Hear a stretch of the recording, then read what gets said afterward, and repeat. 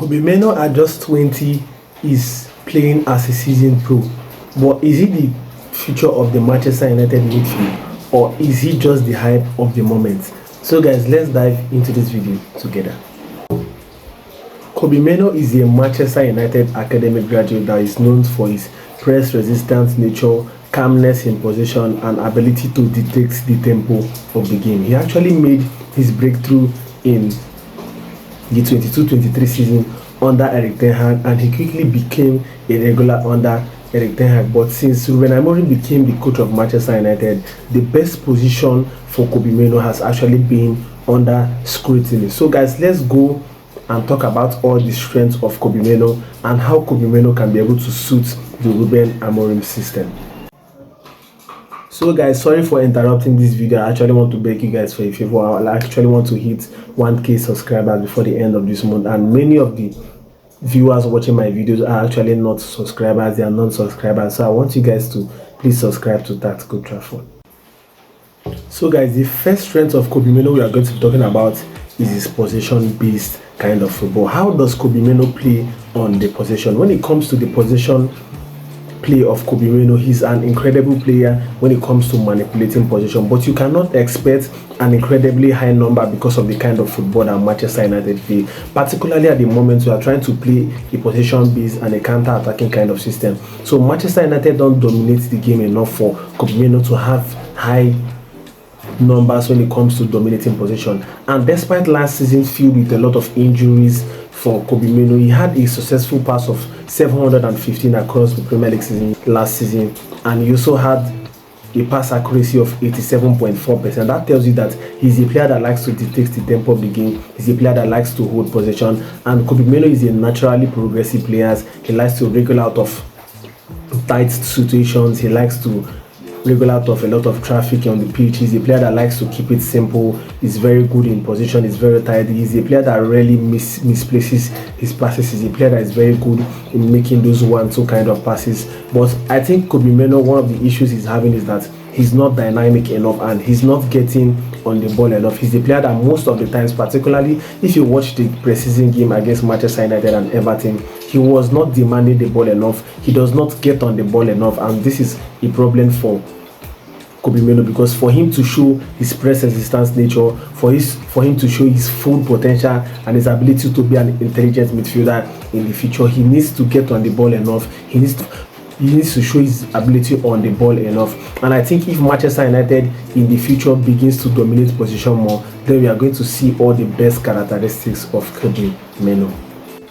So the next component of Mainoo we are going to be talking about is his dribbling. When it comes to the dribbling of Kobbie Mainoo, dribbling forms a larger component of the kind of football that Kobbie Mainoo wants to play. He's an economic dribbler. He likes to dribble when he chooses to do so. He doesn't dribble time and time again. He doesn't get past players with a lot of pace and athleticism. He's a player that is good in dribbling oncoming players than going past players time and time again. That is why I'm always against Kobbie Mainoo playing the number 10 position, because he's a player that likes to dribble from deep. He's a player that likes to be economic with his dribbling. He's not an over-exciting dribbler. He's not an explosive dribbler. He's a player that has this instinctive dribbling set that he chooses to use the weapon when he wants to. So that's actually one of the unique characteristics of the dribbling of Kobbie Mainoo and I like. And if you compare the dribbling stats of Kobbie Mainoo and Caicedo in the 23-24 season, you're going to find out that Kobbie Mainoo is not influencing the game enough with his dribbling. He's a player that was actually influencing the game enough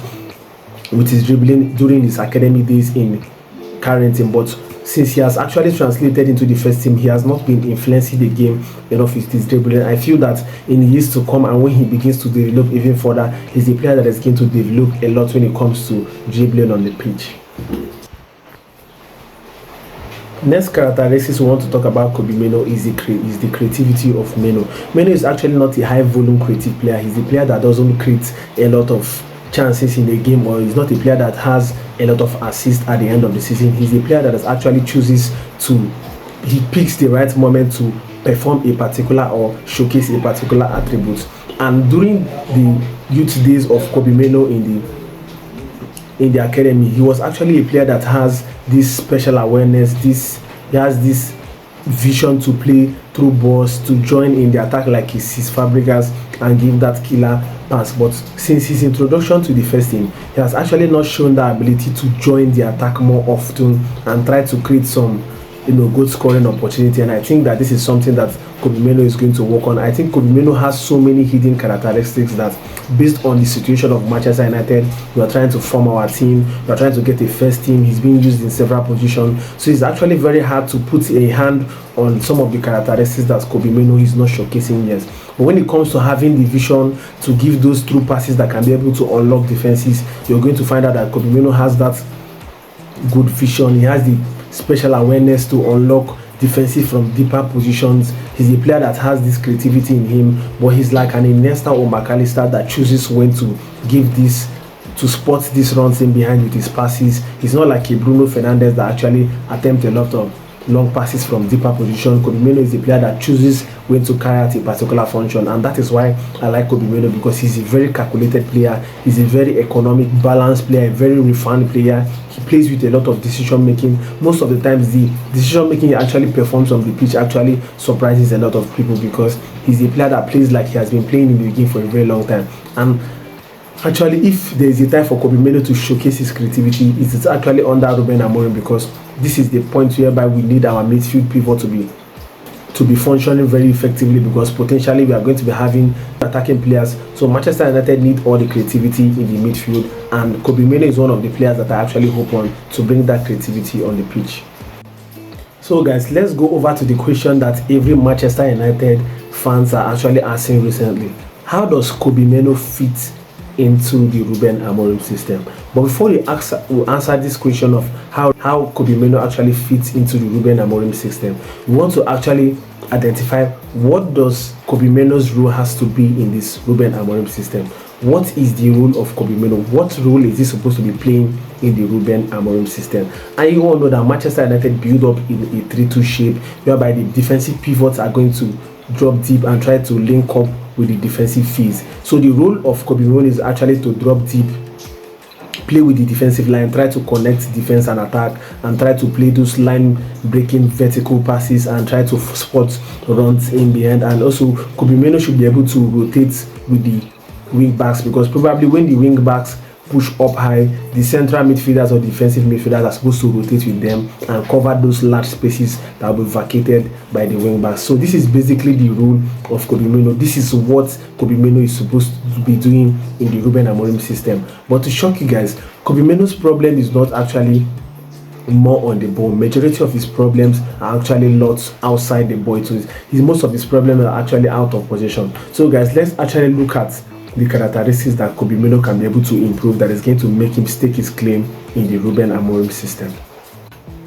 So what are the little details that Kobbie Mainoo needs to improve in? First, one of the characteristics that he needs to develop is actually the ability to win a lot of balls. He needs to be a great dueler on the pitch. He needs to win a lot of tackles as possible. This is going to help in the ball progression. It's going to help in transitional moments. It's going to help in retaining the possession of the team. So this is one thing that Kobbie Mainoo is actually lacking. Also, using the Everton game as an example, you're going to find out that he was not able to win a lot of balls throughout longer periods of the game. He needs to have this explosiveness, this agility, this ability and endurance to win possession over larger minutes of the game. Another characteristic that Kobbie Mainoo needs to improve on is that he needs to be more simple and less expressive. Most of the times he lets his dribbling come in place of his general play. He's a player that most of the time hangs on the ball too much, and he doesn't need that because of the severity of his position. He needs to be more quicker on releasing the ball. He needs to be simple. He needs to be less expressive. He needs to do the simple passes.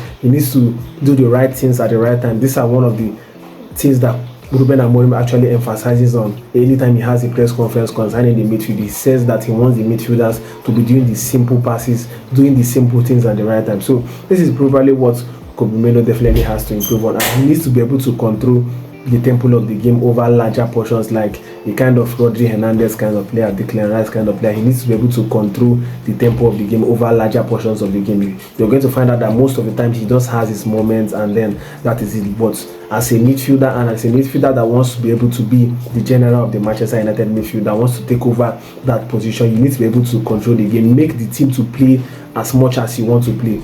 And that actually goes back to what I was actually saying about how Manchester United is actually playing. Manchester United is not dominating a lot of possession as it stands. We are not a possession-based side completely at the moment. So I think when Manchester United starts dominating possession, starts holding possession over larger portions of the game, I believe that Kobbie Mainoo is going to develop the ability of controlling the tempo of the game. So guys, if Kobbie Mainoo continues developing, he's actually going to be the midfield general of Manchester United. Kobbie Mainoo just needs the right support, the right coaching, he needs the regular minutes for him to be able to develop as the midfield general of Manchester United. Actually, Kobbie Mainoo is actually not far from the player that Manchester United is going to enjoy for years to come. He's definitely, I believe that he can actually be the midfield general of Manchester United, but he just needs to work on some details on his kind of football, because Kobbie Mainoo is actually a very rare talent. He's a rare blend of technical skill and tactical maturity. He's a player that actually is very excellent when it comes to decision making. So I believe that Kobbie Mainoo is actually going to be successful when it comes to playing the Manchester United midfield role, but he actually needs a lot of time to learn a lot, both tactically and also on a personal level. So that's that about the video about if Kobbie Mainoo can be the future midfield general of Manchester United. I want you guys to subscribe to this channel, as I'll be uploading a video about what to expect from Patrick Dogu in this coming season for Manchester United. See you guys in my next video.